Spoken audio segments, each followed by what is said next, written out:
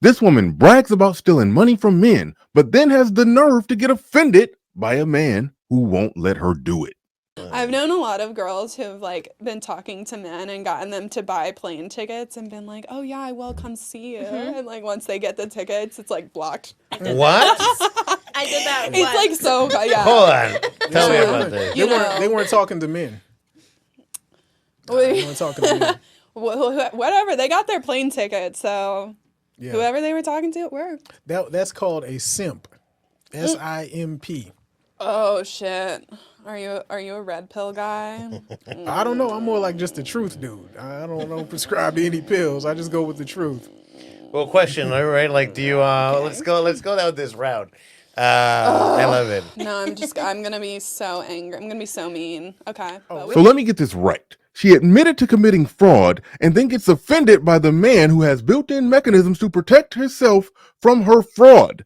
Listen to how she laughed when she talked about stealing money from men. Like once they get the tickets, it's like blocked. What? I did that. She's that free, loose, and comfortable about talking about punching somebody, but she's offended by the counterpunch. Right there. You're already telling me you're now going to have biased, incorrect, emotional based opinions that are based on you being mean. I said I just go with the truth, which is completely neutral. How original, calling a woman emotional and saying her judgment's clouded by emotion. What an original take. Never heard that sounds before. like that's like me saying that sounds like, hey, you just called a camera. That's unoriginal, but isn't it still a camera? But we haven't even gotten into it yet. I just said, you know what I mean? That's how you starting off. So it is a red pill situation. The red pill is just a metaphor for the truth that you can apply to anything. When men know the truth about women, they get very agitated. No, I think any guy who's like, yeah, if you do something nice for your girl, you're simping. It's like, oh, so you hate women? Yeah. She just moved the goalpost to Mars. Where's the line? Where's the line? Yeah, I didn't know that you hated women, but okay. No. But if you let somebody play you into buying them tickets to go on a trip that you just met, you just started dealing with, and you buy a trip to Cancun, yeah, you're putting yourself on the path to simping. Especially as you said, they use the guys, right? Look, this was back in the day when it was this was, back when I was selling my services, and it was like talking to my girls who were also on the same thing. So it was like, it wasn't like, nothing was being hidden. Like, it wasn't like, oh, we're genuinely trying to have a thing. It's like, okay, you're trying to do something. That's even worse.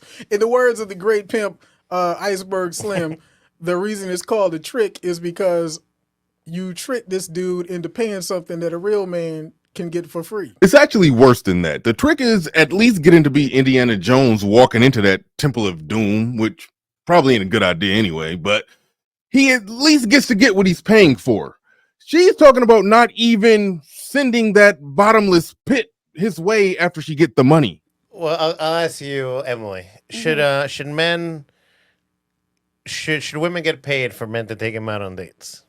Should women get paid? If that, Yeah. If that's what they're offering as their service, then yes. If they're like genuinely just trying to go on a date, then no. She don't even know what a date is. He only views it as services to be offered for a fee. And maybe we need to see younger pics of her because she looked like skinny, non-binary Jack Black to me. Like, what was dudes even paying for?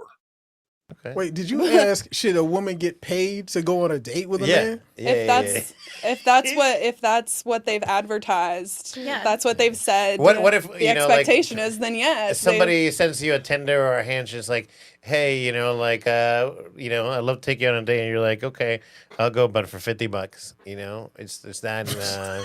I mean, that's like, it's kind of like, then I would want to talk to the girl more and be like, look, this is not where you need to go. Let me tell you which websites you need to go to and how you need to approach it. Tinder's not the place. You're doing it wrong. Yeah, there's a market out there for that. It's yeah, not my and if market. that's like it's like you're not in that market, so then no, you shouldn't have to pay for a date. But if you're a man in the market, then yes, you should pay for the date because that's like what's so that's you're a prostitute. in that thing. Maybe. She don't see dating with men outside of that. Why is there such an overwhelming amount of women who go on these podcasts who used to or currently work in the oldest profession? Even this chick who look as basic Becky as they come bragged about doing it. My theory is that if we had the actual data on exactly how many women actually sell it, it would hurt a lot of men's feelings. Think about it. Every time that a chick that you just started talking to, when you just simply ask, "How you doing?" she responded with something like this: "Oh, I'm all right. I'm just trying to figure out how I'm gonna get my cell phone bill paid." She probably hustling the box. So tap the box. If you like this video, you would definitely like this one.